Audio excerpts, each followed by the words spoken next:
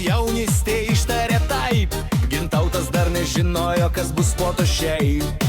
Kad bus ir kartais griežtas žvilgsnis ir kad tai brangusis ne visada tikras dalykas. O Irena Aivindadė auksinė pora, 50 metų kartu čia jau rimta kova.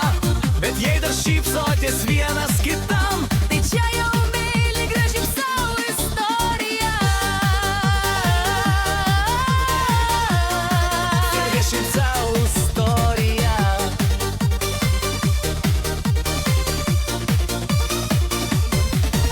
Gintautas gal kartais tyliai pabėgdavo į rūsį, nes ten ramiau negu aiškint, kas namuose teisus. O Irena vis tiek žinojo, kur jis dingsta, ir po 5 minučių jau vardu jį šaukia. O Irena, oi Gintautai, čia jau rekordas rimtas, ne kiekvienas vyras tiek metų taip ištempė linksmas.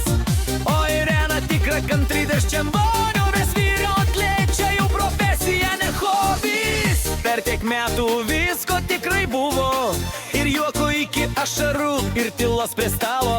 Bet svarbiausia, ta kartu išbuvo, Ir vienas kitą vis rinkotės iš naujo. Irena namų generolė stipri, Gintautas strategas, kuris tyliai pritarė.